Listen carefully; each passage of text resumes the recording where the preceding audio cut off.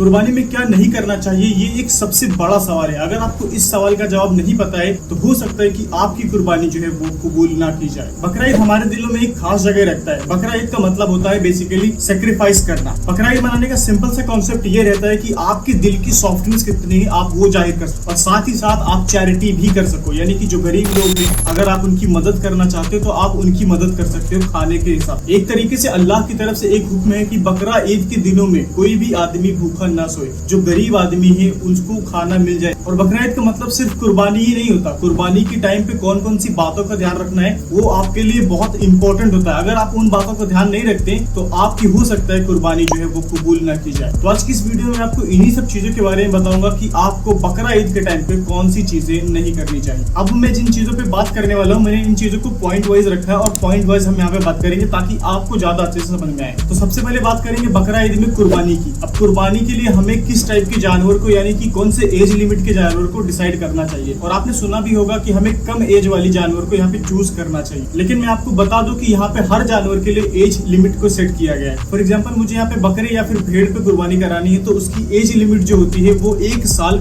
कम से कम होनी चाहिए। अगर आपको जो बकरा है उसकी एज लिमिट 1 साल से कम है तो आप उस पर कुर्बानी नहीं कर सकते। और जो दूसरा पॉइंट आता है, अगर आप यहाँ पे भैंसे पे कुर्बानी कराना चाहते हो तो भैंसे की जो लिमिट होती है वो 2 साल से कम नहीं होनी, और 2 साल से अगर कम रहेगा तो आपकी जो कुर्बानी है वो कबूल नहीं होगी। और सबसे थर्ड पॉइंट पे हम रखते हैं यहाँ पे ऊंट को। अब ऊंट जो होता है उसकी एज लिमिट को यहाँ पे 5 साल का सेट किया गया। अगर 5 साल से कम एज का ऊंट है तो आप उस पर कुर्बानी नहीं कर सकते हो। और ये बात तो थी जानवर की एज लिमिट की। और आप हमेशा इस बात का ध्यान रखें कि जो कुर्बानी के लिए जानवर चूज किया गया है उस जानवर के अंदर ना तो कोई बीमारी होनी चाहिए, ना ही उसका दांत टूटा होना चाहिए, ना ही उसकी सींग टूटी होनी चाहिए, यानी कि शरीर से वो पूरा एकदम तंदुरुस्त होना चाहिए। तभी उस आप बकरे को या फिर भेड़ या फिर ऊंट जो भी है आप उस चीज को कुर्बान कर सकते हैं, यानी कि जिबा कर। अब दूसरे पॉइंट की बात करते हैं। कुर्बानी दिखावे के लिए कभी आप ना करें, क्योंकि मैंने बहुत सारे लोगों को देखा है जो 1-1 लाख रुपए तक का बकरा लेते हैं या फिर बहुत सारे महंगे महंगे यहाँ पे बकरे को खरीदते हैं और उसके बाद आप उस बकरे का नुमाइश करते हैं कि हाँ मैंने 1 लाख रुपए का बकरा लिया है कुर्बानी के लिए। बहुत सारे लोगों से आप यहाँ पे चर्चा करते रहते हैं कि मैंने 1 लाख का लिया है, मैंने 50,000 का बकरा खरीदा है कुर्बानी करने के लिए। जो भी कोई पूछता है तो आप उसे दिखावे में पेश करते हैं कि मतलब मैंने इतने का खरीदा है बकरा कुर्बानी के लिए। तो आपको इन सब चीजों से बचना चाहिए, क्योंकि आपको अल्लाह ताला को खुश करना है, ना कि आपको लोगों को। अगर आप इस चीज को नुमाइश करते हैं, यानी कि आप बहुत सारे लोगों से बकरे का प्राइस बताते हैं कि हाँ मैंने इतने में खरीदा है, तो ये चीज बहुत ज्यादा गलत हो जाती है और आपको इन सब चीजों से बचना चाहिए। पॉइंट नंबर 3, जानवर के साथ नरमी से पेश आए।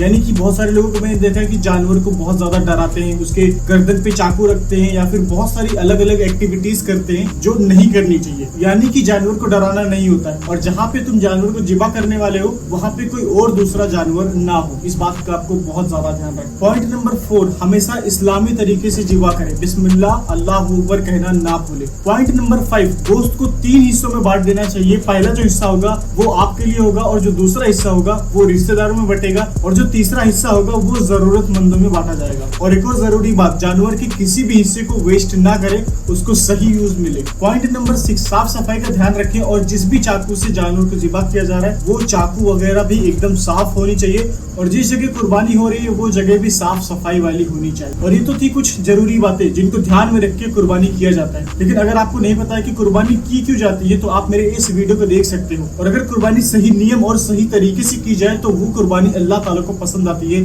और आपकी कुर्बानी कबूल होती है। मुझे लगता है कि आपको इस वीडियो से कुछ सीखने को जरूर मिला होगा। अगर आपको इस वीडियो को देखने के बाद जरा सा भी फायदा हुआ तो चैनल को सब्सक्राइब करो और अपने दोस्त और फैमिली के साथ इस वीडियो को शेयर जरूर करें।